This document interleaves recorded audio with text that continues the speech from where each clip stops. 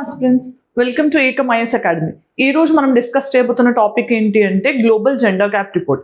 దీన్ని ఎవరు రిలీజ్ చేశారు, ఇండియాస్ పొజిషన్ ఏంటి, లాస్ట్ ఇయర్తో కంపేర్ చేస్తే మనం బెటర్ అయ్యామా ఇంకా లేకపోతే వెనక్కి వెళ్ళామా, దాన్ని ఏ పారామీటర్స్ మీద కన్సిడర్ చేస్తారు, దాని తర్వాత ఇండియాతో పాటు అదర్ కంట్రీస్ అంటే సౌత్ ఏషియాలోని అదర్ కంట్రీస్తో పోలిస్తే ఇండియన్ ర్యాంక్ ఎలా ఉంది, అండ్ ఇండియాలో మేజర్గా ఛాలెంజెస్ ఏంటి మనం గ్లోబల్ జెండర్ గ్యాప్ విషయంలో చూస్తే కనుక ఇవన్నీ కూడా డిస్కస్ చేద్దాం. సో ఈ పాయింట్ ఆఫ్ వ్యూలో మనం ఫస్ట్ జెండర్ గ్యాప్ అనేది ఏంటి, ఎప్పుడైనా కూడా జెండర్ గ్యాప్ అని అంటే మేల్కి ఫీమేల్కి ఈక్వల్ ఆపర్చునిటీస్ ఉన్నాయా లేవా. ఫర్ ఎగ్జాంపుల్ ఎకనామిక్గా కానీ పొలిటికల్గా కానీ social health or educational perspective ఇలా డిఫరెంట్ పారామీటర్స్లో మెన్తో కంపేర్ చేస్తే ఉమెన్కి ఈక్వల్ ఆపర్చునిటీస్ ఉన్నాయా లేదా, ఇలాంటివన్నీ కన్సిడర్ చేసేది గ్లోబల్ జెండర్ గ్యాప్ రిపోర్ట్ అనమాట. సో ఫస్ట్ మనం ఇది ఏంటి ఏమేమి డిస్కస్ చేస్తామంటే వైఎన్ న్యూస్ అనేది గ్లోబల్ జెండర్ గ్యాప్ ఇండెక్స్ అనేది ఏంటి, ఎవరు రిలీజ్ చేస్తున్నారు, ఏ పారామీటర్స్ మీద, కీ ఫైండింగ్స్ ఏంటి ఈ పర్టికులర్ రిపోర్ట్వి, ఇండియాస్ పెర్ఫార్మెన్స్ ఏంటి, అండ్ ఇనిషియేటివ్స్ ఏంటి, మనం ఏ ఇనిషియేటివ్స్ తీసుకోవడం వల్ల మనకి ఇలాంటి బెటర్ ర్యాంక్ అనేది వస్తుంది, ఇవన్నీ కూడా డిస్కస్ చేద్దాం. తర్వాత ఇది ఎక్కడ ఇంపార్టెంట్ అంటే కనుక మనకి ఈవెన్ పాలిటీలో జెండర్ ఇష్యూ అనేది important, at the same time IR point of వ్యూలో మనకి రిపోర్ట్స్ అనేది ఆర్గనైజేషన్ పాయింట్ ఆఫ్ వ్యూలో ఇంపార్టెంట్. దెన్ ఇప్పుడు ప్రెసెంట్గా ఎందుకు డిస్కస్ చేస్తున్నామంటే ఇండియా ర్యాంక్ ఎంత అని చెప్పింది రిపోర్ట్ కరెంట్గా 129 అవుట్ ఆఫ్ 146 కంట్రీస్, అంటే 146 కంట్రీస్ని ఎవాల్యుయేట్ చేస్తే దాంట్లో ఇండియా 129th పొజిషన్లో ఉంది, అంటే we are not performing good. So ఇది ఎవరు రిలీజ్ చేశారు, వరల్డ్ ఎకనామిక్ ఫోరం. మరి వరల్డ్ ఎకనామిక్ ఫోరం అనేది ఏంటి అంటే కనుక ఇది ఒక ఇంటర్నేషనల్ ఆర్గనైజేషన్. సో దేని గురించి, ఇది జనరల్గా పబ్లిక్ ప్రైవేట్ పార్ట్నర్షిప్ని పెంచే విధంగా ట్రై చేస్తుంది అనమాట. దేనికోసం ఏ ఆస్పెక్ట్స్లో అంటే ఎకనామిక్ అండ్ సోషల్ ఇష్యూస్ సంబంధించి పబ్లిక్ ప్రైవేట్ పార్ట్నర్షిప్ని ఎన్హాన్స్ చేసేదానికి ఈ వరల్డ్ ఎకనామిక్ ఫోరం అనేది హెల్ప్ చేస్తుంది. సో ఈ వరల్డ్ ఎకనామిక్ ఫోరం అనేది మరి ఎక్కడ హెడ్ క్వార్టర్డ్గా ఉంది అని అంటే కనుక జెనీవా స్విట్జర్లాండ్లో ఇది హెడ్ క్వార్టర్స్ ఉందన్నమాట. Geneva Switzerland. ఇది 1970s ఎస్టాబ్లిష్ అయింది. తర్వాత మనకి యూనిఫికేషన్ ఆఫ్ జర్మనీలో కానీ లేకపోతే కొరియన్ డిప్లొమసీలో కానీ వీటన్నిటిలో కూడా WEF అనేది ఎక్కువ ఇంపార్టెంట్ రోల్ ప్లే చేసింది. తర్వాత ఈవెన్ G20 ఫార్మేషన్లో కూడా ఈ వరల్డ్ ఎకనామిక్ ఫోరం అనేది చాలా ఇంపార్టెంట్ రోల్ ప్లే చేసింది. మరి అదర్ WEF రిపోర్ట్స్ ఏంటి అంటే కనుక మనకి ఈ రిపోర్ట్ కాకుండా ఇంకా ఎలాంటి మేజర్ రిపోర్ట్స్ రిలీజ్ చేస్తుంది అని అంటే మనకి గ్లోబల్ కాంపిటేటివ్నెస్ ఇండెక్స్ అనేది కూడా ఈ వరల్డ్ ఎకనామిక్ ఫోరం అనేది రిలీజ్ చేస్తుంది. కాంపిటేటివ్నెస్ ఇండెక్స్, దాంతోపాటు global risk report,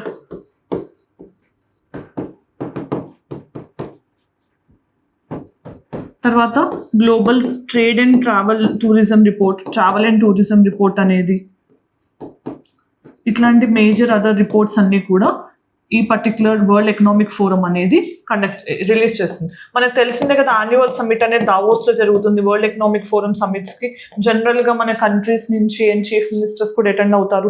different economic ఆపర్చునిటీస్ని grab చేయడానికి, ఇన్వెస్ట్మెంట్స్ గ్రాప్ చేయడానికి కూడా వాళ్ళు అటెండ్ అవ్వడం మనం చూస్తూనే ఉంటాం. సో ఇది వరల్డ్ ఎకనామిక్ ఫోరం గురించి మనం తెలుసుకోవాల్సిన బేసిక్ ఇన్ఫర్మేషన్ అనమాట. దెన్ మనం తెలుసుకోవాల్సింది ఇండస్ట్రీ జెండర్ గ్యాప్ రిపోర్ట్ అనేది ఎవరు రిలీజ్ చేస్తున్నారు అనేది ఆల్రెడీ క్లియర్గా ఉంది. ఎవరు, వరల్డ్ ఎకనామిక్ ఫోరం అనేది దీన్ని యాన్యువల్గా రిలీజ్ చేస్తుంది, అంటే ప్రతి సంవత్సరం రిలీజ్ అవుతుంది. ఎప్పటి నుంచి రిలీజ్ చేస్తున్నారు, 2006 నుంచి రిలీజ్ చేస్తున్నారు. దీంట్లో మరి ఏం పారామీటర్స్ ని కన్సిడర్ చేస్తారంటే 4 పారామీటర్స్ మీద ఈ ఇండెక్స్ లో ర్యాంకింగ్స్ అనేవి ఇస్తారనమాట. ఈ 4 పారామీటర్స్ ఏంటి అంటే కనుక first economic participation and opportunities అనమాట. అంటే ఉమెన్ కి ఎకనామిక్ పార్టిసిపేషన్ ఎలా ఉంది అంటే, ఫర్ ఎగ్జాంపుల్ మనకి ఈ ఎకనామిక్ పార్టిసిపేషన్ మనం చూడాలి, తర్వాత ఆపర్చునిటీస్ ఎలా ఉన్నాయి ఉమెన్కి ఎకనామిక్ డొమైన్లో, ఇవన్నీ కూడా ఇక్కడ కన్సిడర్ చేస్తారనమాట. సో ఇండివిజువల్గా దేంట్లో ఏమేమి చూస్తారనేది మళ్ళీ ఎక్స్ప్లెయిన్ చేస్తాను. బ్రాడర్గా 4 పారామీటర్స్ అనమాట. తర్వాత మనకి హెల్త్ అండ్ సర్వైవల్,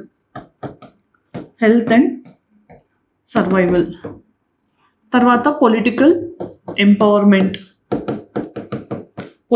ఎంపవర్మెంట్ ఎలా ఉంది, తర్వాత 4th one educational attainment, education అనేది ఎంతవరకు ఉమెన్కి అవైలబుల్గా ఉంది, ఎంతమంది చదువుకుంటున్నారు ఉమెన్లో, ఇవన్నీ కూడా ఈ 4 పారామీటర్స్ అనమాట.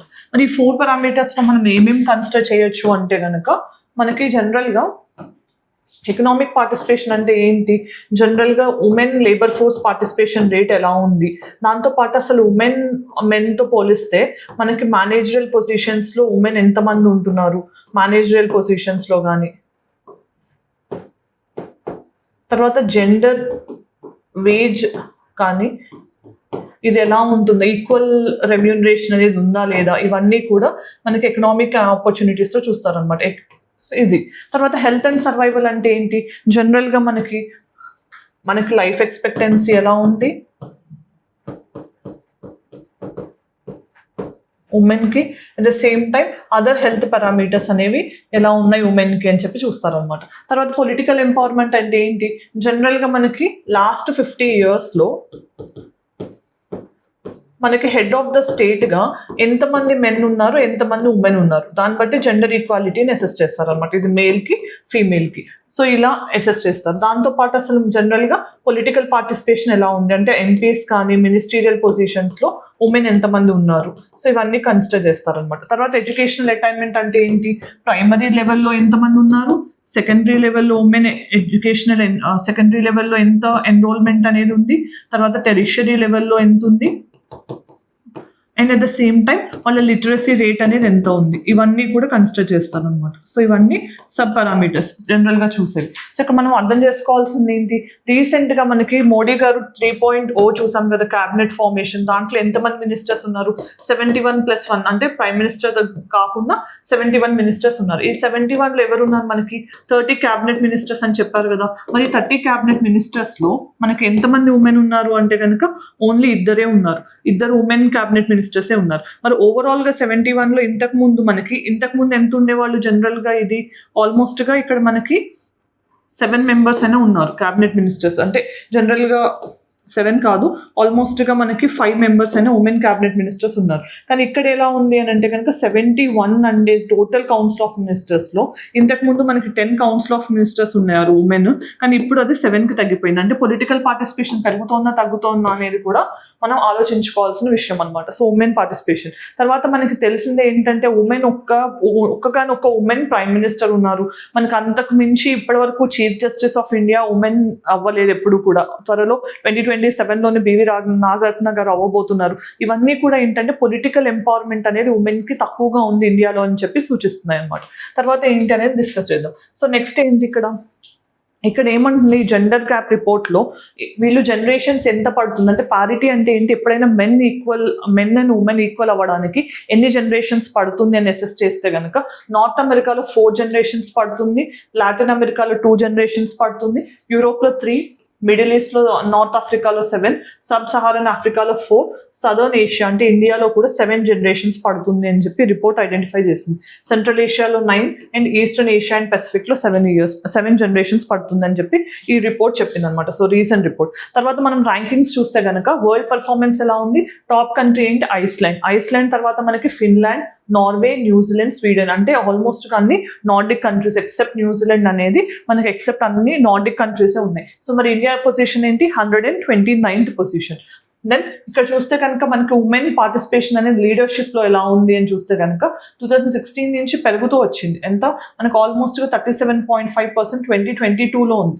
కానీ దాంతో పోలిస్తే 2023కి తగ్గింది, 36.9కి తగ్గింది. మళ్ళీ ఇప్పుడు కూడా చూస్తే 36.4%కి ఇంకా తగ్గింది అనమాట. అంటే లీడర్షిప్ అనేది తగ్గుతూ వస్తుంది మళ్ళీ 2 సంవత్సరాల కిందటి నుంచి. మరి ఇప్పుడు కీ ఫైండింగ్స్ ఏంటి, టాప్ కంట్రీస్ ఏంటి అంటే మనం ఐస్లాండ్ అని చూసాం. ఐస్లాండ్ అనేది 15th consecutive yearలో, అంటే లాస్ట్ 15 years నుంచి కూడా ఐస్లాండ్ అనేది టాప్ కంట్రీగా ఉంది. దాని తర్వాత ఉన్న నార్డిక్ కంట్రీస్ ఏంటి, నార్వే, ఫిన్లాండ్ అండ్ స్వీడన్, ఇవన్నీ కూడా నార్డిక్ 5 countries.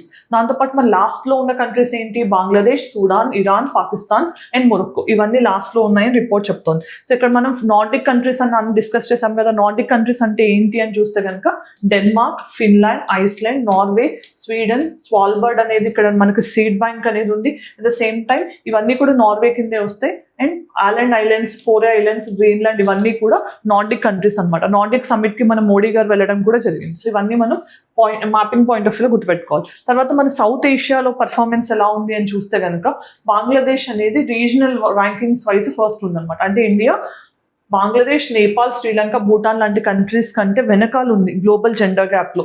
ఇది అసలు మంచి విషయం కాదు. సో ఇక్కడ గ్లోబల్ ర్యాంకింగ్స్ చూస్తే కనుక మనం 129th లో ఉన్నాం.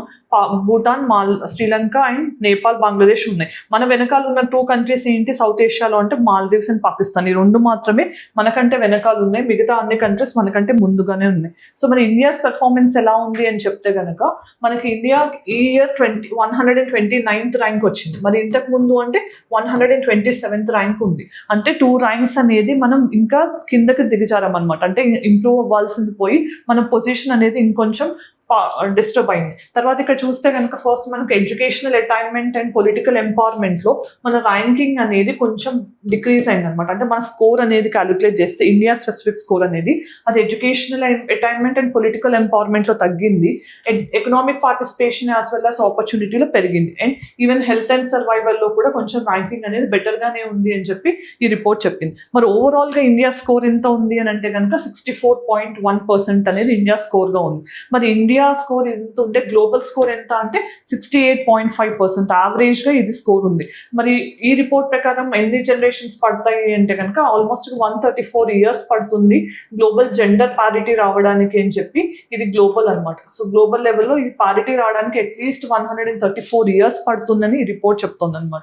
దెన్ ఇనిషియేటివ్స్ ఏంటి అంటే కనుక మనకి ఇక్కడ ఆలోచించాల్సింది ఏంటి, మనం 4 పారామీటర్స్ అనుకున్నాం కదా. ఎకనామిక్ పారామీటర్స్ మీద మనం తీసుకునే ఇనిషియేటివ్స్ ఏమి ఉన్నాయి government of ఇండియావి? Pradhan Mantri Kaushal Vikas Yojana, skill development కి కానీ, స్టాండప్ ఇండియా ప్రోగ్రామ్, ఎక్కడైతే మనకి ఉమెన్ ఎంటర్ప్రెన్యూర్స్ కి, SC STs కి మినిమం బ్యాంక్ లోన్ ఇవ్వాలని చెప్పడం కానీ, లేకపోతే ప్రధాన్ మంత్రి ముద్రా యోజన కానీ, సెల్ఫ్ హెల్ప్ గ్రూప్స్ కానీ, ఇవన్నీ కూడా మనకి ఎకనామిక్ స్పియర్ లో హెల్ప్ చేస్తున్నాయి. అట్ ద సేమ్ టైం మనకి పొలిటికల్ ఎంపవర్మెంట్ కోసం మనం ఏమి ఇనిషియేటివ్స్ లాంచ్ చేసాము అని అంటే మనకు తెలిసిందే రీసెంట్ గా 106th కాన్స్టిట్యూషనల్ అమెండ్మెంట్ అయితే ఉమెన్ పార్టిసిపేషన్ లెజిస్లేచర్ లో ఇంక్రీజ్ అవ్వాలి అని చెప్పి 33% రిజర్వేషన్ కోసం తీసుకొచ్చాం కదా. నారీ శక్తి అభియాన్ ఇది ఒకటి. తర్వాత 73rd and 74th constitutional amendments అనేవి లోకల్ బాడీస్ లో రిజర్వేషన్స్ కోసం తీసుకొచ్చారు 1992లో. తర్వాత మనకి పొలిటికల్ ఎంపవర్మెంట్ ఇంక్రీజ్ అవ్వడానికి ఇంకా ఏం చేస్తున్నాం మనం ఇనిషియేటివ్స్? సో మనం మహిళా కేంద్రాస్ అనేవి పెట్టాము, మహిళా శక్తి కేంద్రాస్ అనేవి, ఇలాంటివన్నీ కూడా హెల్ప్ చేస్తున్నాయి. తర్వాత మరి 3rd సెక్టర్ ఏంటి? ఎడ్యుకేషనల్ అటైన్మెంట్ ఉంది కదా. ఎడ్యుకేషనల్ అటైన్మెంట్ లో మనం ఏం తీసుకుంటున్నాము అని అంటే కనుక సర్వశిక్ష అభియాన్ అనేది ఉంది, బేటీ బచావ్ బేటీ పడావ్ అనేది ఉంది. తర్వాత మనకి హెల్త్ అండ్ సర్వైవల్ లో మనం ఎలాంటి ఇనిషియేటివ్స్ తీసుకుంటున్నాం? ఉమెన్ కి సేఫ్ గార్డ్ గా ప్రధాన్ మంత్రి మాతృవందన యోజన అనేది తీసుకొస్తున్నాం. అలానే ప్రధాన్ మంత్రి జననీ సురక్ష యోజన అనేది ఉంది. బేటీ బచావ్ బేటీ పడావ్ ఇక్కడ కూడా రాసుకోవచ్చు మనం. పోషణ్ అభియాన్ అనేది ఉంది. సో ఇవన్నీ కూడా different initiatives taken by government of India to promote women's growth and development అనమాట డిఫరెంట్ సెక్టర్స్ లో. దెన్ మనం ప్రాక్టీస్ క్వశ్చన్ ఏంటనే చూద్దాం. ఇక్కడ క్వశ్చన్ ఏంటి? With reference to the global gender gap report 2024 3 statements అనేవి ఇచ్చారు. Under the report Iceland is the only country to score above 90%. As per the report, there has been significant increase in the gender gap globally. As per the report, gender gap in India decreased from the previous year. So, these statements, any statements correct అనేది answer comment section లో చెప్పండి. Then mains question. Discuss the persistent gender gap in India. Suggest the measures to bridge the gap and also evaluate the effectiveness of the current policies aimed at the gender equality. So ఇలాంటి issues ఉన్నప్పుడు poverty కానీ, hunger కానీ, gender కానీ ఇలాంటివి ఉన్నప్పుడు మనం constitutional ప్రొవిజన్స్ని లేకపోతే government of India తీసుకొచ్చిన ఇనిషియేటివ్స్ని వీటన్నిటిని కోట్ చేయడం వల్ల మీకు ఒక వాల్యూ ఎడిషన్ లాగా ఎక్కువ మార్క్స్ తెచ్చుకోవడానికి స్కోప్ ఉంటుంది అనమాట. సో ఈ మెయిన్స్ క్వశ్చన్స్ అనేవి కూడా ప్రాక్టీస్ చేయండి. క్వశ్చన్ తీసుకుని మీరు ఆన్సర్ రాయొచ్చు. And even if you want you can put that answer in the comment section so that I can evaluate and I can suggest the better answer. So ఈ రోజు మనం ఈ వీడియోలో ఏం డిస్కస్ చేసాం? ఇప్పుడు గ్లోబల్ జెండర్ గ్యాప్ రిపోర్ట్ అనేది ఎవరు రిలీజ్ చేశారు, ఆ రిపోర్ట్ ప్రకారం ఫైండింగ్స్ ఏంటి, ఏ కంట్రీ పొజిషన్ ఏంటి, దాంతోపాటు ఇండియాస్ పొజిషన్ అనేది ఏ పర్టికులర్ స్పియర్స్లో ఎక్కువ అయింది లేకపోతే ఎక్కడ మనం బెటర్గా పర్ఫామ్ చేయట్లేదు అనేది చూసాం. దాంతోపాటు ఇనిషియేటివ్స్ ఏంటి గవర్నమెంట్ ఆఫ్ ఇండియా తీసుకునేవి కూడా డిస్కస్ చేసాం అనమాట. సో ఇది గ్లోబల్ జెండర్ గ్యాప్ రిపోర్ట్కి సంబంధించిన విశ్లేషణ. Thank you for watching. Have a great day.